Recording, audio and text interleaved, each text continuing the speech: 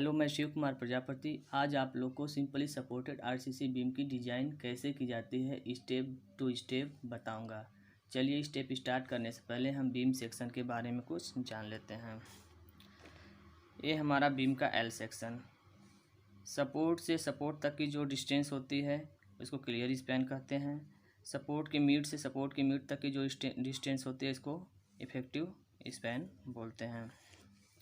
ये हमारे बीम का क्रॉस सेक्शन, इसको ओवरऑल डेप्थ बोलते हैं। यह है ब्रीथ ऑफ बीम। बीम के टॉप एंड से बॉटम बार्स के मिड तक की जो डिस्टेंस होती है इसको इफेक्टिव डेप्थ बोलते हैं। बार्स के सेंटर से बीम के बॉटम एंड तक की जो डिस्टेंस होती है इसको इफेक्टिव कवर बोलते हैं। ये हमारा क्लियर कवर, यहाँ से यहाँ तक की जो डिस्टेंस होती है इसको क्लियर कवर बोलते हैं। चलिए डिजाइन स्टेप स्टार्ट करते हैं। डिजाइन कार्य के अंतर्गत दिए गए पार्ट तथा भारों के लिए रेनफोर्स कंक्रीट सेक्शन की ब्रेथ, डेप्थ तथा एरिया ऑफ स्टील निर्धारित करनी होती है और इसकी शियर और बाउंड में जांच करनी होती है। डिजाइन स्टेप्स निम्नलिखित हैं। स्टेप नंबर फर्स्ट, क्वेश्चन में जितने डेटा गिवन होते हैं सब हम उसको पहले लिख लेते हैं। स्टेप नंबर सेकेंड में हम बीम की साइज़ को एज्यूम करते हैं। यदि बीम की साइज़ दी होती है तो हम सीधे डायरेक्ट लोड निकालते हैं। अगर साइज़ नहीं दी होती है तो हमको साइज़ को एज्यूम करना पड़ता है। इसके लिए IS 456 2000 के अकॉर्डिंग बीम ऑफ डिफ्लेक्शन के लिए L/D का रेशियो सिंपली सपोर्टेड बीम के लिए मैक्सिमम 20 होता है और कैंटिलीवर के केस में L/D का जो मैक्सिमम रेशियो होता है 7 होता है और कंटिन्यूअस बीम के केस में L/D का जो रेशियो होता है 26 होता है। चूँकि हम यहाँ सिंपली सपोर्टेड बीम की बात कर रहे हैं तो यहाँ से हम D की वैल्यू निकाल लेंगे। तो D हमारा जो आता है वह मिनिमम वैल्यू आती है। ठीक है, यहाँ से जो हमारा D आएगा इफेक्टिव डेप्थ वह मिनिमम वैल्यू आता है। तो डिजाइन करते समय हमको ये ध्यान रखना चाहिए कि इस मिनिमम वैल्यू जो इफेक्टिव डेप्थ की आई है इससे कुछ ज़्यादा ही लेना है। जैसे ये आ गया हमारा वैल्यू 300 mm, तो हम 350 या 400 mm ले सकते हैं। ठीक है, ये सिंपली सपोर्टेड के लिए है, कंटिन्यूअस के लिए है और कैंटिलीवर के लिए है। ब्रीथ ऑफ बीम्स, आगे चलते हैं, देखते हैं ब्रीथ ऑफ बीम क्या होता है।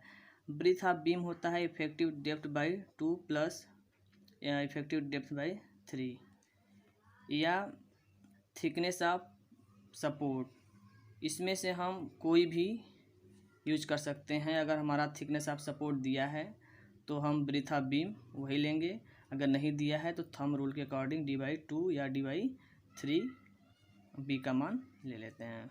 ठीक है, overall depth of beam, effective depth plus effective clear cover. Effective clear cover हमारा 25 से 50 mm एज्यूम किया जाता है। ठीक है, अब नेक्स्ट स्टेप चलते हैं। Step number 3, effective span. Effective span हमारा होता है clear span plus effective depth या clear span plus thickness of support. इन दोनों वैल्यू में जो वैल्यू कम आता है उस वैल्यू को हम लेते हैं।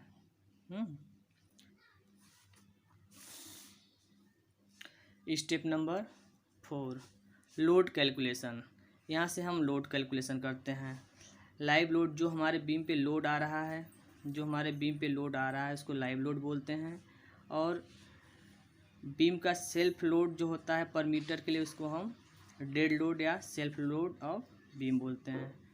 और आरसीसी की डेंसिटी जो होती है 25 किलो न्यूटन पर मीटर क्यूब होती है। ठीक है, तो यहाँ अगर हम बी मीटर लेते हैं और डी मीटर लेते हैं या मीटर क्यूब लेते हैं तो ये यहाँ से कट जाता है। तो यहाँ हमको क्या बचेगा 25 किलो न्यूटन पर मीटर। अब टोटल लोड निकाल लेते हैं। टोटल लोड होता है live load plus dead load. Step number 5 पे चलते हैं। स्टेप नंबर 5 में हम फैक्टर डिजाइन लोड निकालते हैं। फैक्टर ऑफ डिजाइन लोड के लिए टोटल लोड में पार्शली फैक्टर ऑफ सेफ्टी के मल्टीप्लाई करा देते हैं। तो एलएसएम मेथड में फैक्टर ऑफ सेफ्टी 1.5 लेते हैं। तो यहाँ से हमारा क्या लग गया, फैक्टर ऑफ डिजाइन लोड निकल के आता है।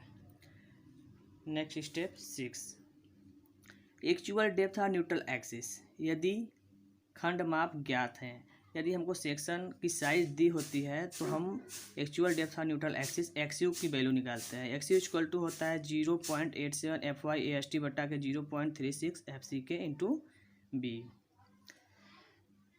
अथवा limiting value of neutral axis जब हमारा सेक्शन की साइज नहीं दी होती है और प्रबलन इस्पात की मात्रा नहीं दी होती है तो हम इस सूत्र से निकालते हैं। X u limiting value of neutral axis, इसके लिए फार्मूला होता है 700 इंटू डी बटा के 1100 प्लस 0.87 FY। यहाँ से हम एक्सयू की लिमिटिंग की वैल्यू निकालते हैं। हम direct table 3.3 DB Gupta Vikram Singh के बुक से टेबल 3.3 से हम डायरेक्ट एक्सयू लिमिटिंग की वैल्यू निकाल सकते हैं। ठीक है। स्टेप नंबर 7, स्टेप नंबर 7 में फैक्टर डिजाइन बेंडिंग मोमेंट निकालते हैं। तो जो हमारा यूडीएल बीम पे यूडीएल आता है, आप लोग सोम में पढ़ चुके हैं।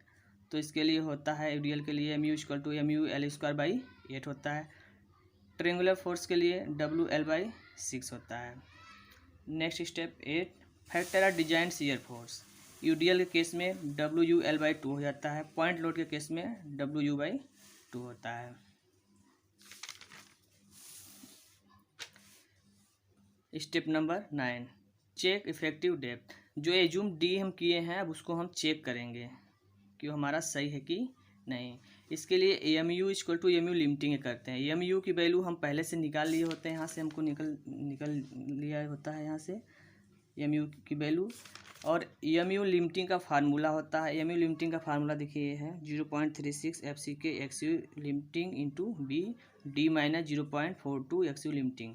यह फार्मूला था। अगर स्टील के केस में लें तो FE 250 के लिए 0.148 FCK BD², FE 415 के लिए 0.138 FCK BD², 500 के लिए 0.133 FCK BD²।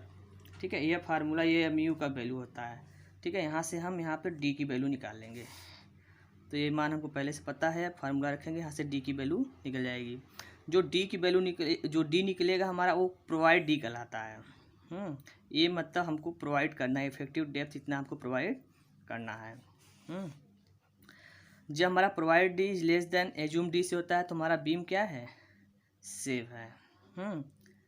अगर प्रोवाइड डी एज्यूम डी से क्या है, ग्रेटर है, अधिक है, तो बीम हमारा सेव नहीं है। इसके लिए हमको डी फिर से निकालना पड़ेगा।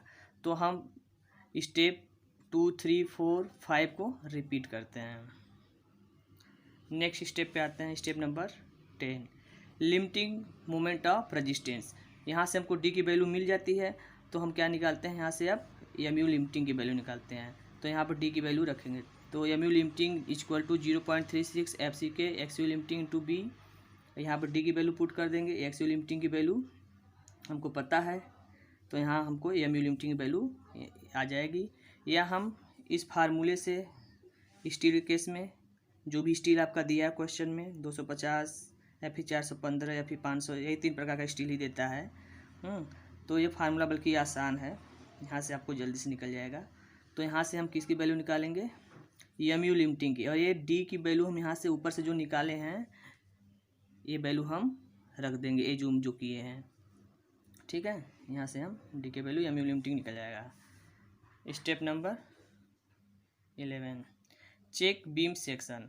MU हमको पता हो गया, MU लिमिटिंग पता हो गया, तो हम दोनों को कंपेयर करेंगे और चेक करेंगे कि बैलेंस सेक्शन हमारा किस टाइप्स का है।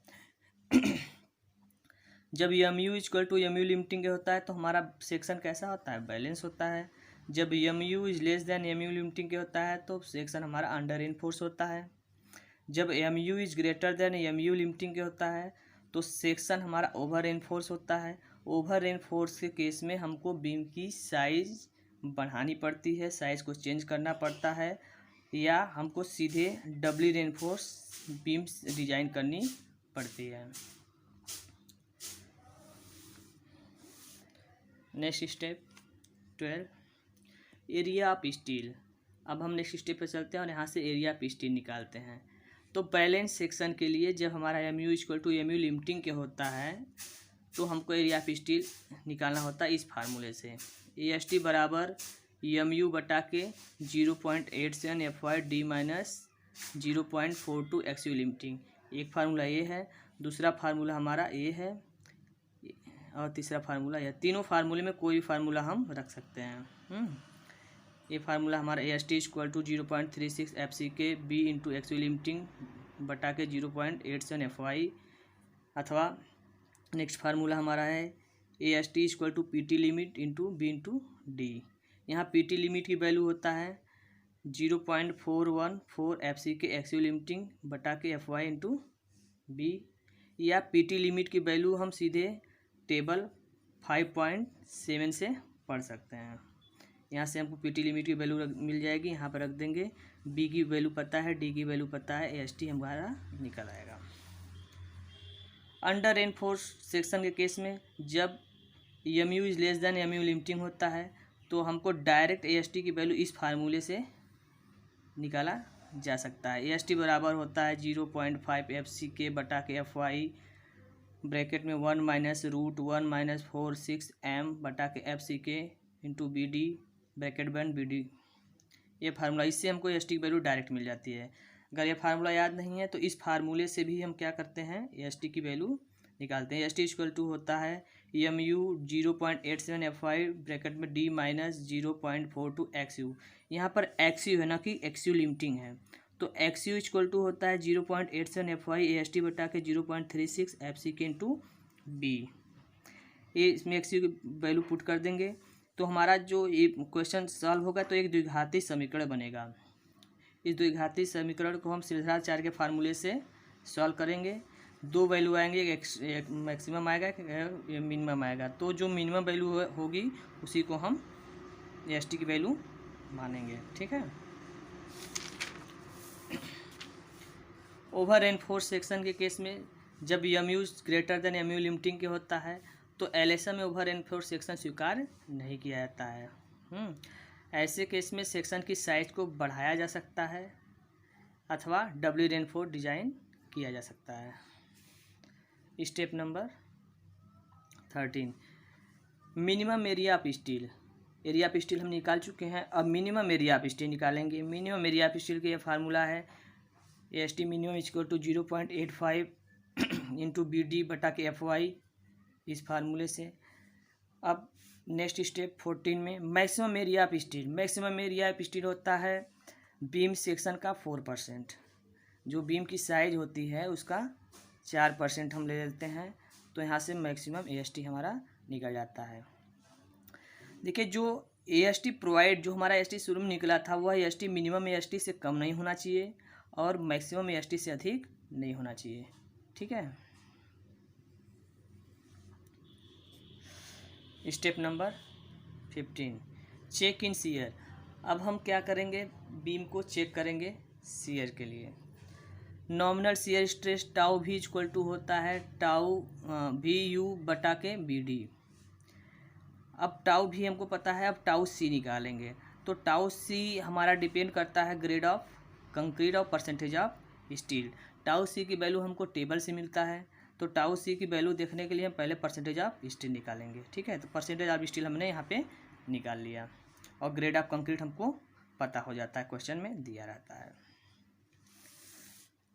तो टेबल 4.1 DB गुप्ता विक्रम सिंह के बुक से मैंने लिख दिया है यहाँ पे। वैसे IS 456/2000 के अकॉर्डिंग भी आप देख सकते हैं IS के लिए, तो यहाँ 4.1 DB गुप्ता से है। तो design shear for tau C की वैल्यू हम देख सकते हैं यहाँ से, और टाउ C मैक्स की वैल्यू हम 4.3 से। टाउ 6 की वैल्यू यहाँ पे आप जो है 4.3 DB गुप्ता विक्रम सिंह के बुक से पढ़ सकते हैं। अब देखिए यदि tau v is greater than tau C max तो सेक्शन हमारा क्या होगा, वह फिर से डिजाइन करना हो सकता है, उसको हम फिर से डिजाइन करेंगे क्योंकि जो टाउ भी हमारा है अधिक है, ठीक है, टाउ C मैक्स से, तो हमको सेक्शन को रिपीट करना होगा, रीडिजाइन करना होगा। यदि tau v is greater than tau c but less than tau c max, तो सेक्शन शियर में रेनफोर्स देना होगा, सेक्शन शियर में रेनफोर्स देना होगा या बेंटअप बार के रूप में, स्टीरअप के रूप में, या दोनों रूपों में दिया जा सकता है। ठीक है, यदि tau v is less than tau सी तो सेक्शन में शियर रेनफोर्स देने की आवश्यकता नहीं है, फिर भी नॉमिनल शियर रेनफोर्स दे सकते हैं, तो वह हम स्टीरअप के रूप में अक्सर देते हैं। स्पेसिंग ऑफ स्टीरअप, जो हम स्टीरअप देते हैं, यहाँ पे जैसे स्टीरअप ये होता है, बॉटम बार्स होता है, टॉप बार्स होता है, यहाँ पे जो स्टीरअप आता है, ये स्टीरअप के बीच की स्पेसिंग हमको पता करनी होती है, ये स्पेसिंग। तो इसके लिए फार्मूला है हमारा S v equal to 0.87 FY into AST into B बटा के VUS। ये फार्मूले से हम स्टीरअप के बीच की स्पेसिंग निकाल लेते हैं, जहाँ VUS इक्वल टू होता है tau VU minus tau C into B into D. इसको अच्छे समझ लेते हैं।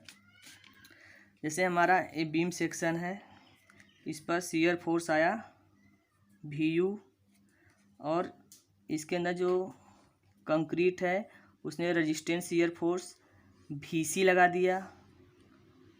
अगर हमारा VU VC से क्या है, अधिक है, तो हमारा क्या होगा, ये फेल होने के कगार पे होगा। तो कितना अधिक है जानने के लिए VU माइनस VC यानी एक्स्ट्रा शियर फोर्स हमारा कितना आएगा VSV, यानी इसके लिए हमको स्टीरअप देने की आवश्यकता पड़ेगी। इसके लिए हम स्टीरअप देंगे, जो हमारा स्टीरअप रहेगा वो इतना शियर फोर्स रेजिस्टेंस करेगा, इसके लिए हम स्टीरअप देंगे। ठीक है,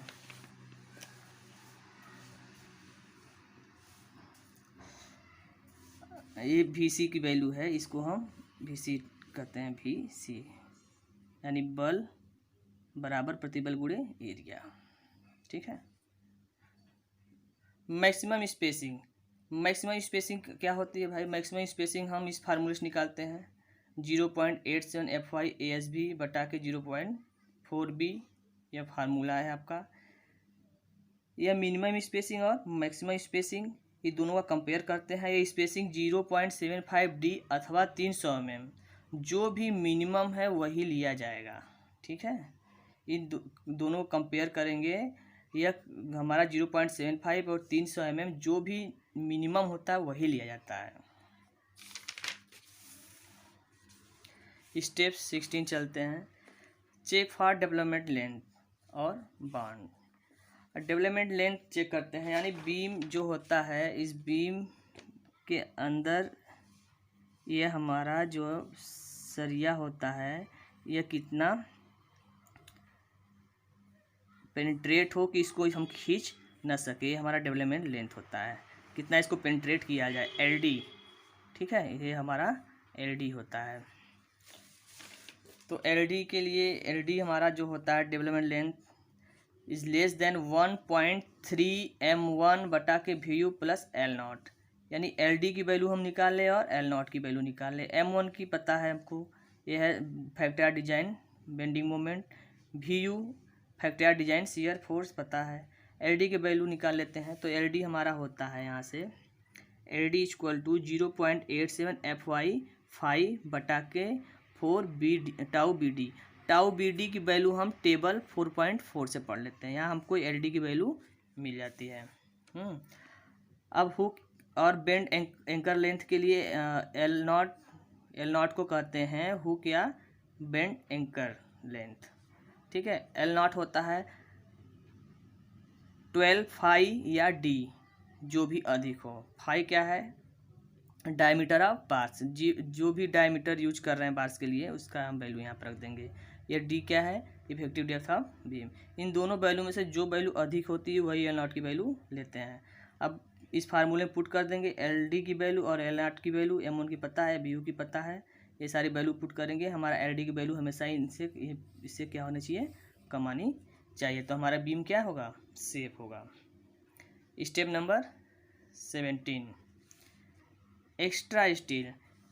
स्टीरअप को अपनी स्थिति में बनाए रखने के लिए प्रत्येक कोने में एक एक एंकर बार अलग से डाली जाती है। ठीक है दोस्तों, देखिए ये हमारा बार्स निकल के आ जाता है, स्टीरअप हमको क्या देना पड़ता है, यहाँ पे इस तरीके से स्टीरअप देना पड़ता है। इस स्टीरअप को अपनी स्थिति में बनाए रखने के लिए इस कोने में और इस कोने में हम क्या करेंगे, एंकर बार देते हैं। ठीक है, इसको लटकन छड़ या एंकर बार बोलते हैं। अब फिगर ड्रा कर लेते हैं। जो एल सेक्शन क्रॉस सेक्शन हमारा आया है, जो हमने डिजाइन किया है, उसका फिगर हम यहाँ पे बना लेते हैं। देखिए इस तरीके से बनेगा फिगर। इफेक्टिव स्पान हमको पता नहीं था, इफेक्टिव स्पान हम पता कर लिए। ब्रीथ ऑफ बीम अगर ब्रीथ ऑफ या थिकनेस ऑफ वाल अगर दिया है तो ठीक है, अगर नहीं दिया है तो इसको भी हम निकाल लेते हैं। ये इसको हम 300 mm मान लेते हैं। ठीक है, ये स्टीरअप्स हमारे निकल गए हैं, स्पेसिंग निकल गई है। एल सेक्शन हम बना लेंगे। और क्रॉस सेक्शन के लिए ये नंबर्स ऑफ बार्स पता हो गया, ओवरऑल डेप्थ पता हो गया, ब्रेथ ऑफ बीम पता हो गया, इफेक्टिव डेप्थ पता हो गया, क्लियर इफेक्टिव कवर हम मानते हैं 25 से 50 mm जो भी है। ठीक है, ये सारा चीज़ हम लिख के यहाँ पे सारी वैल्यू पुट करके फिगर ड्रा कर लेते हैं। ठीक है, ओके, थैंक यू।